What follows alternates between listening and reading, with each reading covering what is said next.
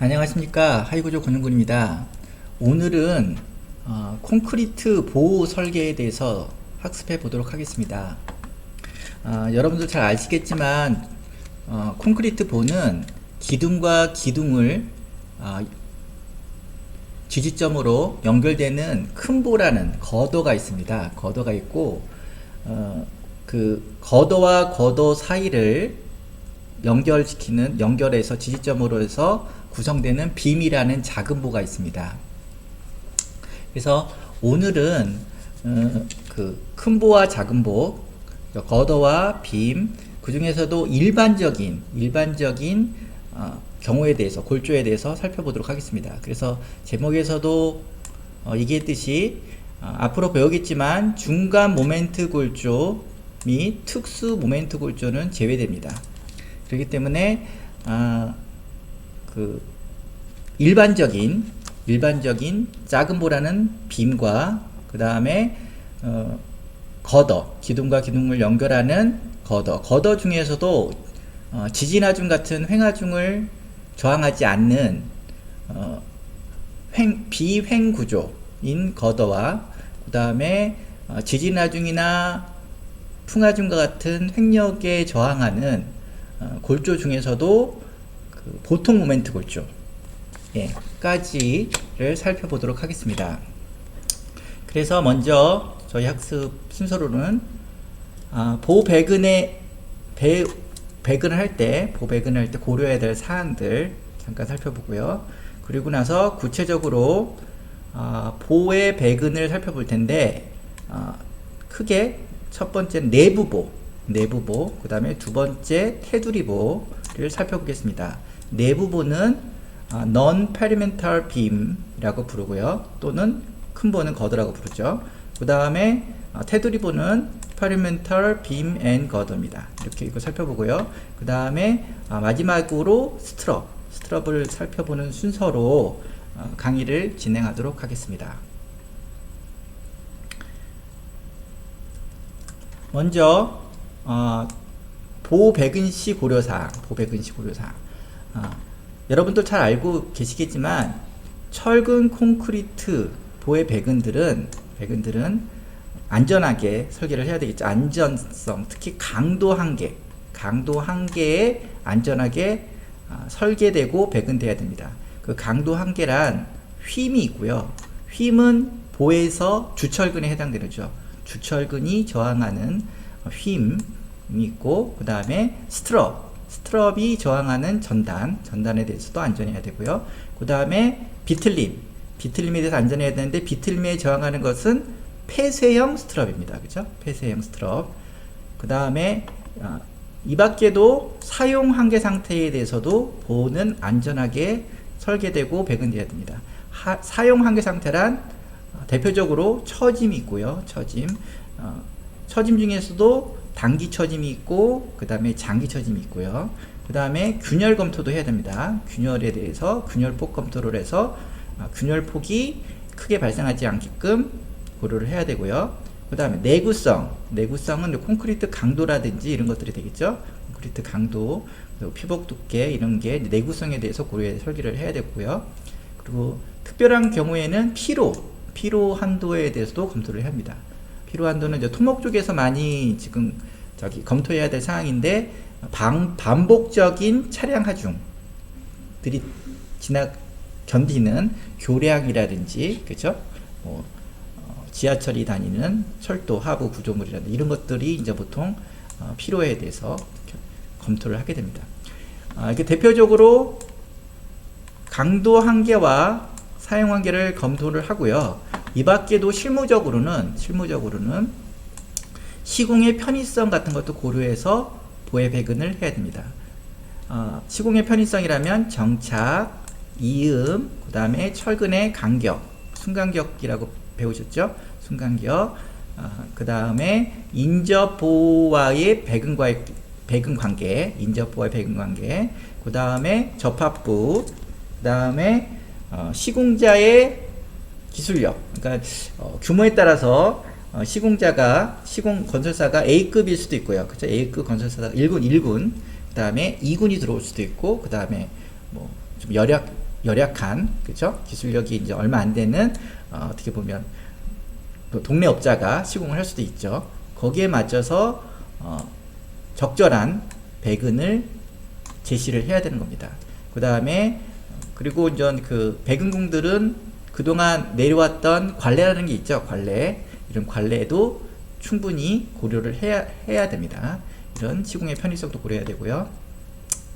그리고 철근 콘크리트 보해 배근들은 아무래도 설계자의 구조적 사고 방식에 따라서 좀 다릅니다. 그 스트럭처 마인드에 따라서, 그쵸? 배근 스타일이 좀 다르다는 거죠. 그래서 제가 계속 얘기를 했지만 배근법은 다른 거지 어떤 게 정답이 있고 이거는 어떤 거는 틀리고 이런 게 아닙니다. 그래서 구조 설계자가 그 배근법 안에 자기의 스트럭처 마인드, 구조적 사고 방식을 담는 거기 때문에 그 담는 방법에 따라서 철근의 배근법은 달라진다는 거 계속 강조하고 있습니다. 그 다음에 경험, 그 다음에 경제성, 그죠? 경제성, 그 다음에 안전율, 그렇죠? 그 다음에 내진 성능, 그 다음에 연성 능력, 덕틸러티라고 하는, 그 다음에 잉여력이라는 것은 여유가 있는 힘, 그렇죠? 그럼 좀 이런 것들에 대해서 고려를 해야 되고요. 그 다음에 균형, 그렇죠? 균형에 대해서 고려를 해야 되고, 그 다음에 해석 방법 및 설계 방법에 따라서 이제 좀 그렇죠? 또 달라집니다. 그 다음에 하중의 변동성, 하중은 설계 과정에서 가정하는 하중이 있지만, 그쵸?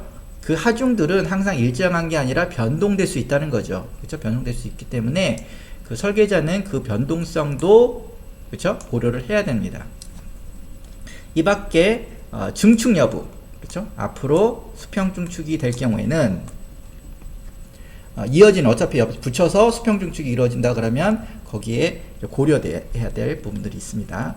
그 다음에 유지관리에 대해서 또 고려를 해야 될 거고요. 그 다음에 또 건축 설계자 또는 발주자의 그 설계 주안점이 있습니다. 저희 건물을 설계를 해주는 하시는데 요거에 대해서는 신경 써 주십시오 하는 발주자의 요구도 있고요. 그 다음에 건축 설계자 입장에서 보면 어떻게 보면 미적 신미성을 구조 설계에 반영을 해야 되기 때문에 어떻게 보면 구조 설계자도 그 구조 건축 설계자의 건축 계획에 벗어나지 않게, 그쵸? 그 구현을 잘 해줘야 되죠. 그래서 심미적인 부분을 잘 구현을 해서 구조미가, 그쵸? 발현될 수 있으면 더더욱 좋죠. 이런 것들 고려를 해서 보설계를 해야 되고요. 그 밖에도 뭐 설비와의 간섭, 전기, 토목, 조경들 다른 분야와의 조화로운 설계가, 그쵸? 조화로운 설계가 고려해서 보해 설계와 배근이 이루어집니다. 다음은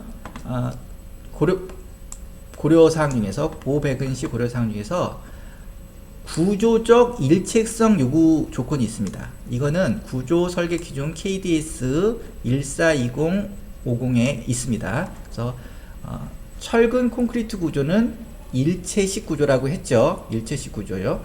일체식 구조이기 때문에 일체식 구조가 되기 위해서는 배근법에서도 고려해 줘야 될 사항이 있는 겁니다. 고려해 주는 사항이 있어야 되는 거고요.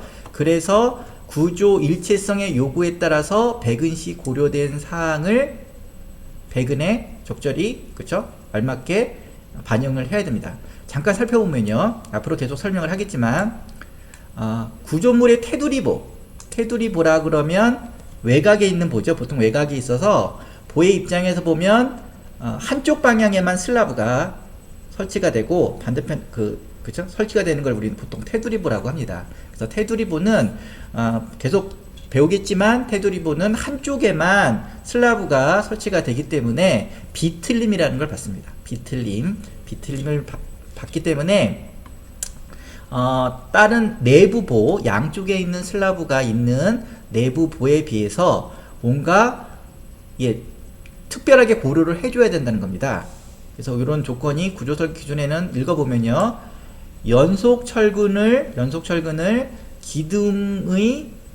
주방향 철근으로 둘러싸인 부분을 지나 전 경관에 걸쳐야 됩니다. 일정 부분의 철근을. 그래서 보면 불연속 받침대에서는 이들 철근이 받침부 면에서 그죠? 항복 강도를 발휘할 수 있도록 그죠? 그러니까 어떻게 보면 인장 철근 정착이 돼야 되죠. 표준 갈고리로 정착돼야 한다는 거고요. 그리고 어느 일정 철근량은 전 구간에 대해서 계속 연속이 돼야 됩니다. 테두리보는 그 중에서 구체적으로 읽어보면 받침부 부철근량, 받침부에 부모멘트가 걸리는 철근량을 얘기하는 거죠. 그러니까 6분의 1, 그죠? 철근량 중에 6분의 1. 그리고 경관 중앙부의 정철근량, 그죠? 중앙부의 이 철근량 전체 중에 그거는 4분의 1 이상은 정경관에 걸쳐서 연속이 돼야 된다는 그죠? 요구 사항이 있습니다. 요구 조건이. 그리고 상기 기준에서 요구되는 연속 철근들은 비틀림 철근의 상세에 만족하는 형태의 횡방향 철근에 의하여 둘러싸여야 하고, 그쵸? 둘러싸여야 하고 정착되어야 함, 그쵸? 이때 횡방향 철근을 접합부 내에서 영속시켜 배근할 필요는 없고요. 이런 요구 조건이 있습니다. 또한 연속성을 확보하기 위하여 이음이 필요할 때는 상부 철근의 이음은 경관 중앙부 또는 그 근처에서 해야 되고요. 그 근처에서 해야 되고, 그죠? 이게 보면 압축부에서 해야 된다는 얘기죠. 하부 철근은 받침부에서 또는 그 근처에서 해야 되는데, 이것도 하부 철근도 압축부에서 웬만하면 하라는 거죠. 이걸 어떻게 해야 되느냐? B급 인장 겹침이음을 해야 된다는 겁니다. B급 겹침이음. 여기 중요한 겁니다. B급 겹침이음 또는 이제 기계적 이음이나 용접이음을 해야 된다. 그래서 이어져야 한다는 거고요. 요거는 또 계속 배울 겁니다. 배우고. 그리고 또 구조 일체성 요구 조건에서 보면 테두리보 이외의 부재로서 테두리보는 폐쇄형 스트럽을 사용해야 됩니다. 전구간 폐쇄형 스트럽을 사용해야 되는데 테두리보 이외의 부재로서 개방형 스트럽을 사용할 경우에는 또 요구 조건이 있습니다. 요구 조건이 뭐냐면 경관 중앙부에서 요구되는 정철근의 4분의 1 이상이며 2개 이상의 인장 철근이 기둥의 축방향으로 둘러싸인 부분을 지나야 하고 그 다음에 이들 철근은 연속되거나 그리고 받침부를 지나 무슨 이음이요? 예, 이것도 마찬가지로 B급 인장 이음으로 이어져야 한다는 게 있습니다. 이어져야 하는 이것도 뭐죠? 테두리보가 아닌 개방형 스트럽을 사용할 경우, 그쵸? 그럼 폐쇄형 스트럽을 사용할 경우 다릅니다. 요거를 잠깐 체크를 하셔야 되고요. 또한 불연속 받침부에서는 항복 강도를 발휘할 수 있도록 그죠? 인장철근 정착을 해야 된다는 거죠. 표준 갈고리나 확대머리 이형 철근으로 정착돼야 된다.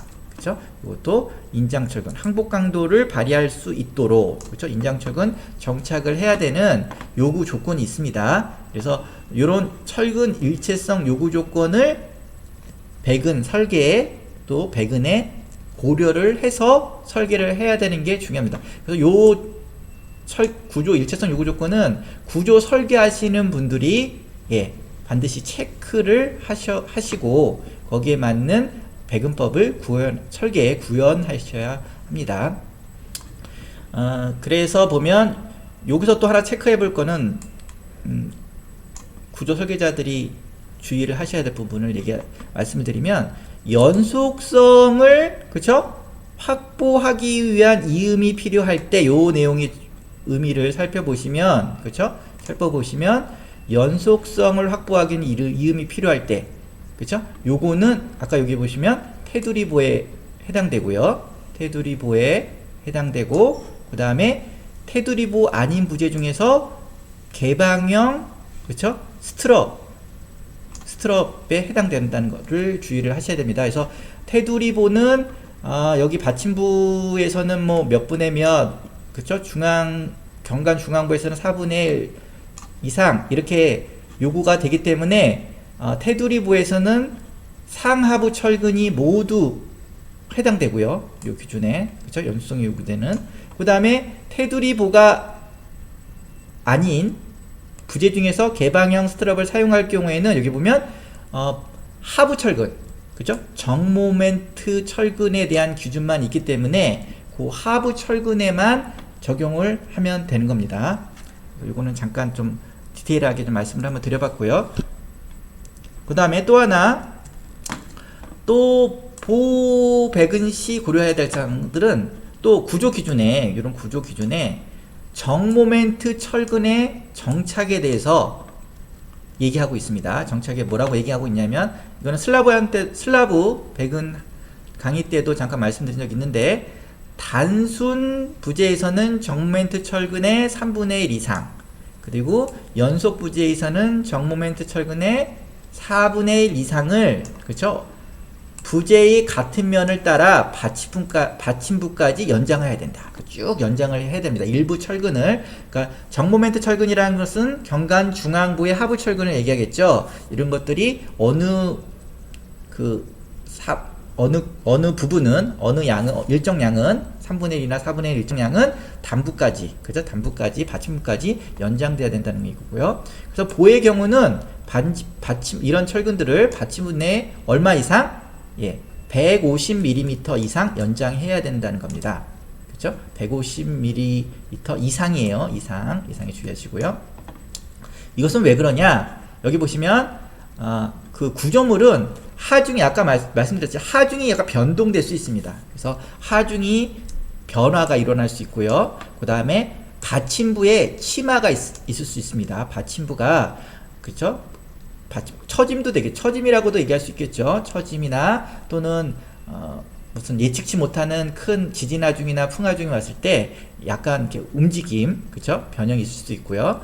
그 다음에 그 횡하중 또는 다른 요인으로 인하여 그 휨 모멘트의 변동이 있을 수 있습니다. 이런 휨 모멘트 변동 등에서 대비하여 그러니까 정 모멘트의 철근을 받침부 내에 연장하도록, 그쵸? 연장하도록 하기 위해서 이 기준에서는 정모멘트 철근의 정착에 대한 이런 기준이 있습니다. 그 다음에 또 하나 또 정모멘트 철근에 대한 또 그 구조 설계상 기준을 살펴보면 휨 부재가 횡하중을 지지하는 구조물의 일부일 때, 그쵸? 이거는 보통 이제 거더에 해당되겠죠. 거더. 작은 보는 어떻게 보면 슬라브를 작게 슬라브의 팬넬을 작게 구획하는 역할을 하기 때문에 어떻게 보면 작은 보, 빔은 중력 하중에 대해서만 주로 저항하는 부재로 많이 쓰이는데요. 이에 비해서 거더는 기둥과 연결됨으로써, 또 기둥과 그 접합부가 강접으로 보통 연결됨으로써 수평하중에 대해서 저항할 수가 있습니다. 그렇죠? 수평하중에서 저항할 수가. 그래서 설계자에 따라서 수평하중에 대해서 저항하게끔 만들어도 되고, 설계자에 따라 그 횡하중을 지지하지 않는 부재로 거더를 설계할 수도 있습니다. 그런데 횡하중을 지지할 수 있기 때문에 거더는, 근데 그 방법은 기둥과 함께 횡하중에 지지하게끔 설계하는 경우에는 보통 세 가지가 있습니다. 세 가지. 뭐가 있냐? 보통 모멘트 골조가 있고요. 그 다음에 중간 모멘트 골조, 그 다음에 특수 모멘트 골조, 이 세 가지가 있는데, 요번 시간은 아까 맨 앞에서 얘기했듯이 보통 모멘트 골조까지, 그죠? 보통 모멘트까지만 오늘은 학습을 하는 거고요. 다음에 중간 모멘트 골조, 특수 모멘트 골조를 공부하도록 하겠습니다. 그래서 어쨌든 그 보가 기둥과 함께 그 수평 횡하중을 지지하는 경우에는 또 어떤 기준이 있냐면, 여기 상기 기준에 따라 받침부 내로 연장되어야 할 정모멘트 철근은 받침부 안쪽 면에서 설계 기준 항복 강도 FY를 발휘할 수 있도록 정착하여야 함. 그쵸? 이건 뭐죠? 인장 철근 정착을 해야 된다는 겁니다. 그러니까 그 중앙부의 정모멘트 철근이 그쵸? 일정 부분 받침부까지 오고 그것은 어떻게 한다? 저기 인장 철근 정착을 해야 된다는 거죠. 이런 정착 기준은 폭파 또는 지진과 같은 심한 초과 응력이 발생할 경우, 그렇죠? 발생할 경우 골조의 연성적인 거동을 보증하기 위해서 요구하는 것이라고 합니다. 그러니까 골조의 연성 능력, 덕틸러티를 확보하기 위한 조치인 거죠. 그렇기 때문에 이런 것들이 또 그죠? 그 요구사항이죠. 그러니까 그 걷어가 수평하중, 횡하중에 대해서 저항하도록 하는 경우에는 이런 요구 조건을 발휘한다는 게 있고요. 그 다음에 또 부모멘트 철근 정착에도 또 이런 내용이 있습니다. 이것도 구조 기준에 있는 내용이고요.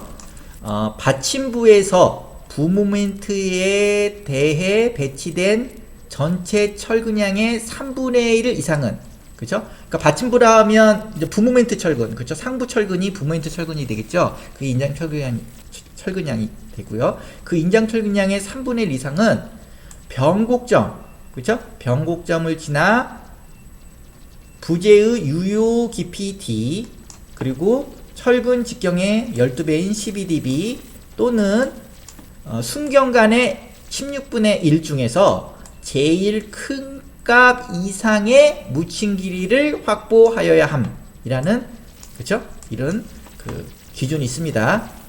그래서 보면 이렇게 걷어가 예를 들어서 이렇게 한번 예를 들어 볼까요? 이렇게 걷어가 기둥이 있고 기둥을 연결하는 걷어가 이렇게 고정단으로 이렇게 지지대에 있을 때 라멘 구조죠. 여기 등분파 하중을 받는 경우 휠 모멘트 다이그램이 어떻게 되죠? 다이그램이 단부에서는 이렇게 부 모멘트가 쭉 걸리고요. 그 중앙부에서는 그 정 모멘트가 걸리죠. 그래서 이게 이렇게 해서 이런 식의 밴딩 모멘트 다이그램이 그려집니다. 기둥은 물론 이렇게 해서, 그렇죠? 이런 식으로 기둥도 이렇게 해서 이런 식의, 그렇죠? 밴딩 모멘트 다이그램 그리기 때문에 여기서 말하는 부 모멘트 철근, 그죠? 단부에서의 부모멘트 철근은, 인장 철근은 이렇게 되는 거죠. 그렇죠? 이게 여기 변곡점이 있죠. 변곡점, 그렇죠? 변곡점에서 얼마 이상 더 나가야 된다고요? 변곡점에서 부재 보의 유효기 값 또는 철근의 주철근의 12배 12dB, 그 다음에 요 순경간, 기둥과 기둥 상기의 순경간의 16분의 1 중에서 큰 값 이상 어떻게 됩니까? 더 나가야 된다는 거죠. 제가 정착 시간에 말씀을 드렸죠. 어느 선에서의 그 정착은 양방향이다. 그렇죠? 양방향이라고 말씀을 드렸죠. 그 다음에 정착은 위험 단면에서 체크를 해야 되는데, 위험 단면은 어디다 그랬죠? 휘 모멘트가 크게 발생하는 곳.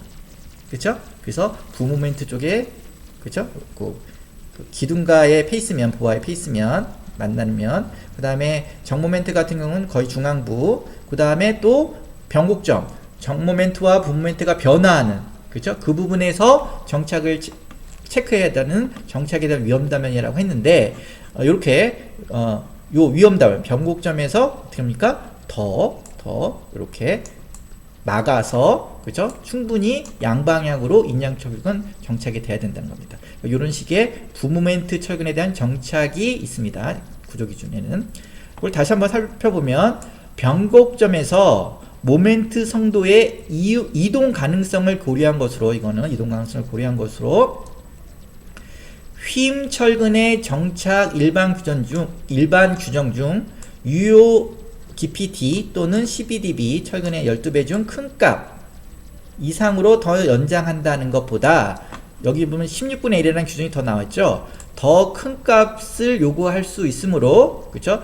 이 두 규정을 보수적으로 적용한 겁니다. 이런 거를 취지를 보면. 그래서 저희가 정착에 대해서, 철근의 정착에 대해서 앞에 시간에 공부를 했지만, 여기 정 모멘트 철근의 정착과 분모멘트 철근의 정착은 제가 말씀을 안 드렸습니다. 왜냐면 오늘 보배근에서 말씀을 드리기 위해서. 그래서 한번 말씀을 다시 한번 드려봤고요.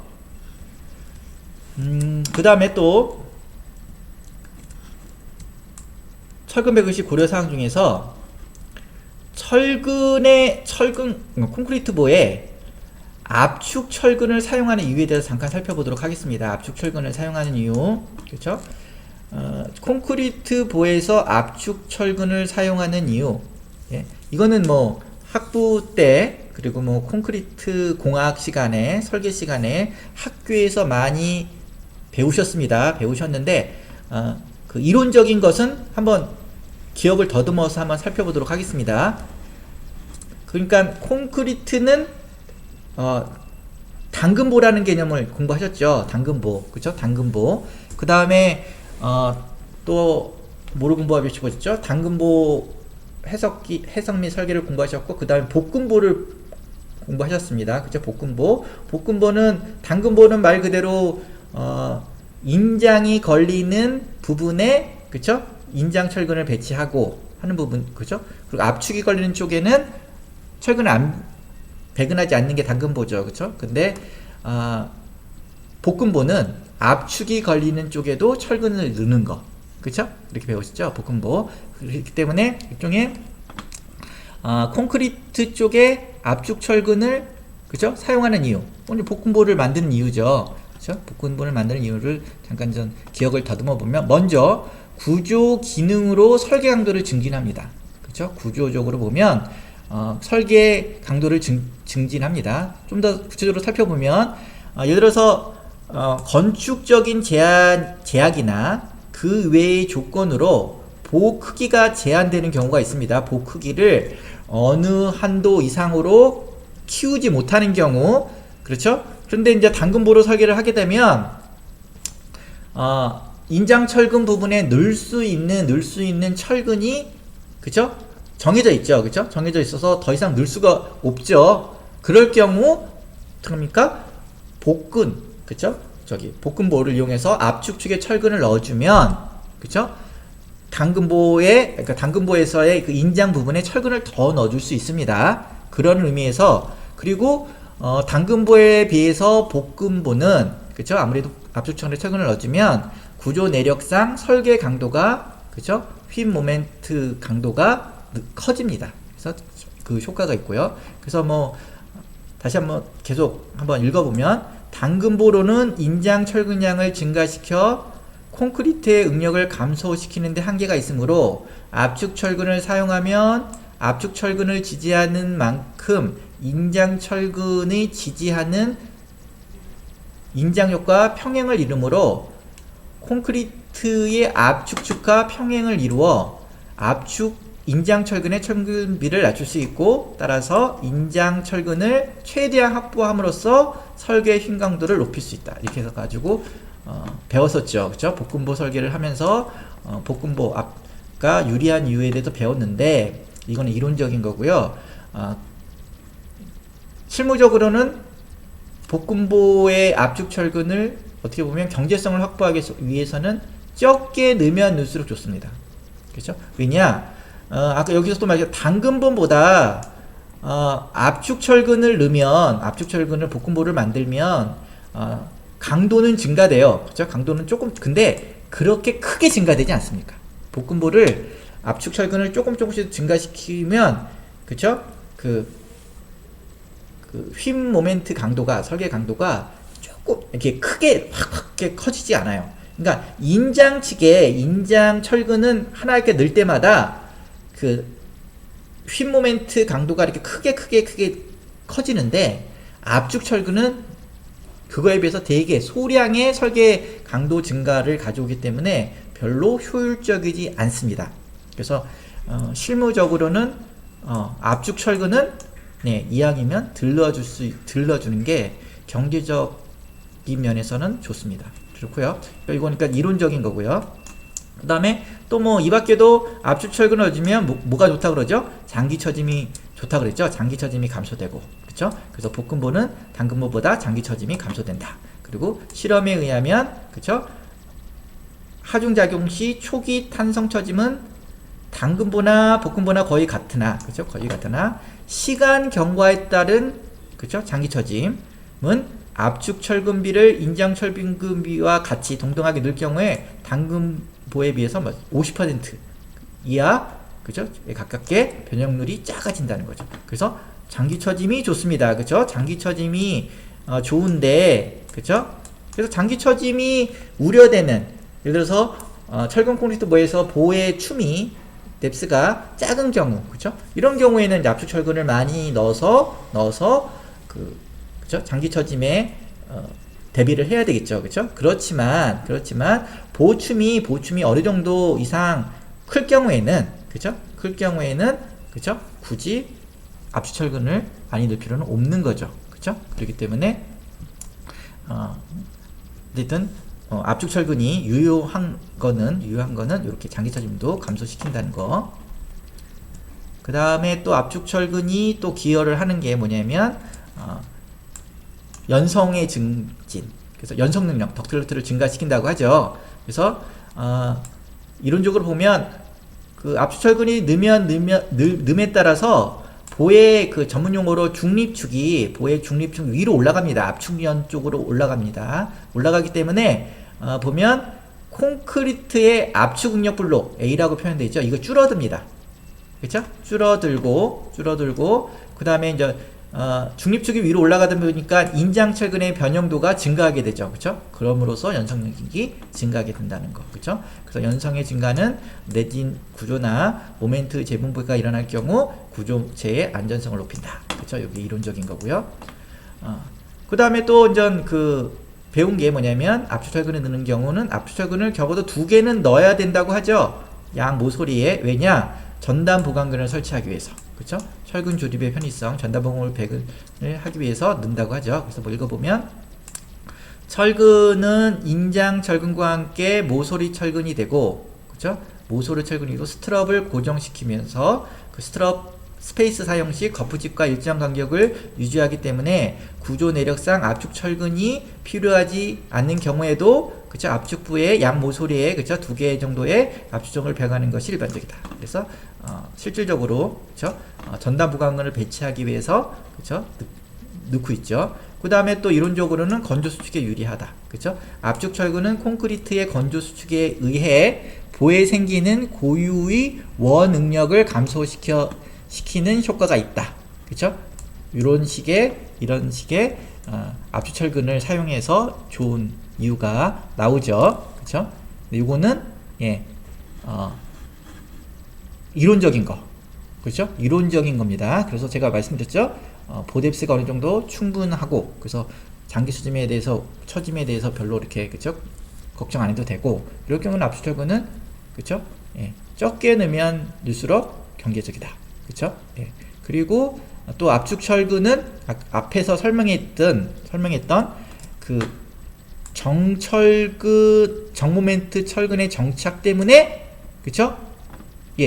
고려해서 압축 철근을 배근을 해야 됩니다. 제가 보면 아까 정모멘트 철근의 일부 철근량은 어떻게 합니까? 단부까지, 받침부까지 간다 그랬죠? 연장돼야 돼. 그럼 결국 받침부에서는, 분모멘트 쪽에서는 어떻게 봅니까? 이런 연장되는 철근이 압축 철근이 되는 거고요. 그 다음에 여기 보면 또 분모멘트 철근 정착에서 그 받침부의 분모멘트 철근이 어느 정도는 어떻게 합니까? 또 중앙부로, 그쵸? 나가는 경우가 있죠? 그러면 그것도 중앙부에서는 그 철근이, 그쵸?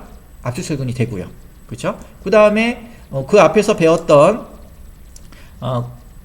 구조 일체성의 요구 조건에 따라서도, 그쵸? 이것 따라도 그 압축 철근이 되는 경우가 있습니다. 여기 보면 받침부의, 그쵸? 분모멘트 철근의 6분의 1, 그 다음에 중앙부 철근의 4분의 1 이상이 전구간에서 넘쳐난다. 그렇죠? 그럼 이런 철근들은, 그렇죠? 그 반대쪽에서 압축 철근의 역할을 하기 때문에, 그렇죠? 역할을 하기 때문에 이런 것도 고려를 해야 되는 겁니다. 그래서 학교에서 배웠던 그 압축 철근은 앞에 요런 구조 기능, 그쵸? 설계 강도 증진, 장기 처짐의 감소, 그 다음에 연성 능력 증가, 그쵸? 철근 조립의 편의성, 그다음에 건조 수축 유리에서 사용을 한다. 이렇게 배웠지만, 그렇죠? 그렇다고 이게 압축을 많이 늘어나는 얘기 아닙니다. 요렇게 좋지만 실무적으로는 앞에서 배웠듯이 구조 일체성 요구 조건을 따라 요거 때문에 압축 철근을 어느 정도 넣어줘야 되고요. 그 다음에 정모멘트 철근의 정착 때문에 또 어느 정도 넣어줘야 되고, 또 부모멘트 철근의 정착 때문에 어느 정도 넣어줘야 되고, 요런 그 기준상의 문제가 있습니다. 요게 이제 실무적인 거죠. 그죠? 실무적인 게.